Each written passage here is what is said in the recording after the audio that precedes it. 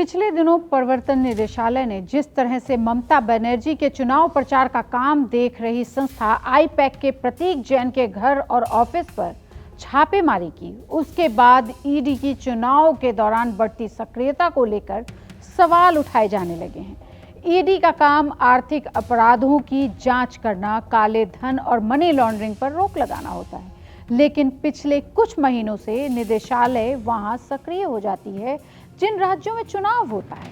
अब चुनाव के समय ही ईडी का इस तरह से हावी होना सवाल तो उठाता है। ताजा मामला कोलकाता के आईपैक से जुड़े ठिकानों पर छापेमारी का है, जिसमें सीएम ममता बनर्जी और ईडी आमने सामने हैं। बंगाल में इस साल अप्रैल महीने में विधानसभा चुनाव होने हैं। इससे पहले 4 साल में 3 राज्यों झारखंड, दिल्ली, महाराष्ट्र में ऐसा पैटर्न पूरा देखा जा चुका है ईडी का कि ईडी पुराने मामलों में चुनाव से कुछ पहले बड़ी कार्रवाई करती है। इस साल बंगाल समेत तमिलनाडु में अप्रैल मई में, केरल में भी अप्रैल मई में, असम और पुडुचेरी में भी विधानसभा चुनाव होने, वो भी अप्रैल मई में। इसी के साथ इन राज्यों में ईडी ने पुराने मामलों की फाइलें खोलना शुरू कर दी हैं। अब जरा पैटर्न देखिएगा। तमिलनाडु में शराब और रियल एस्टेट और शेल कंपनियों से जुड़े केस डीएमके के नेताओं के लिए परेशानी का सबब बन सकते हैं। वहीं असम में तो भाजपा की सरकार, लेकिन पिछली कांग्रेस और एआईयूडीएफ से जुड़े नेताओं पर भी ईडी कभी भी छापेमारी कर सकती है, क्योंकि यही वो वक्त है जब चुनाव के लिए फंडिंग होती है। अब बात केरल की। यहाँ सोना तस्करी और सहकारी बैंक मामलों से एलडीएफ सरकार घिरी हुई है, पहले से ही घिरी हुई है। नजर रखिएगा ईडी पे। पुडुचेरी में भी कारोबारी और राजनीतिक गठजोड़ पर एजेंसी ने नजर कड़ी कर रखी है। अब जरा ईडी की कार्रवाई के पैटर्न पर भी नजर डालते हैं, क्योंकि यह पैटर्न नया नहीं है। झारखंड में मुख्यमंत्री हेमंत सोरेन की गिरफ्तारी के बाद दबाव बना और दबाव ईडी ने ही बनाया।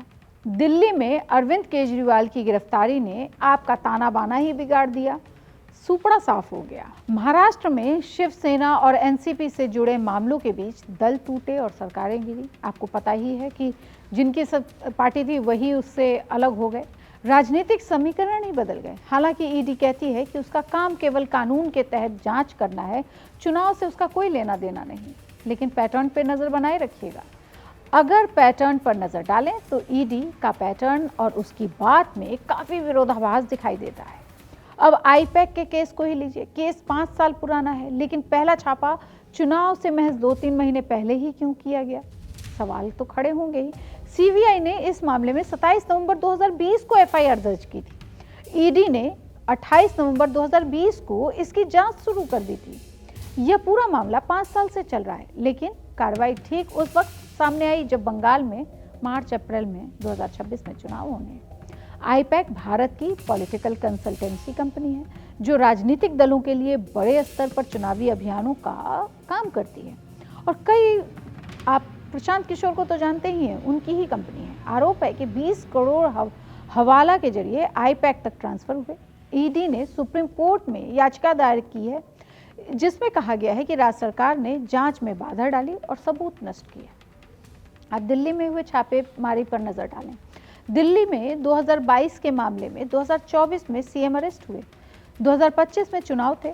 झारखंड में 2023 में केस दर्ज हुआ, 2024 में चुनाव से 10 माह पहले ही सोरेन अरेस्ट कर लिए गए। महाराष्ट्र में 2021 के मामले में 3 साल बाद चुनाव से 6 दिन पहले छापेमारी।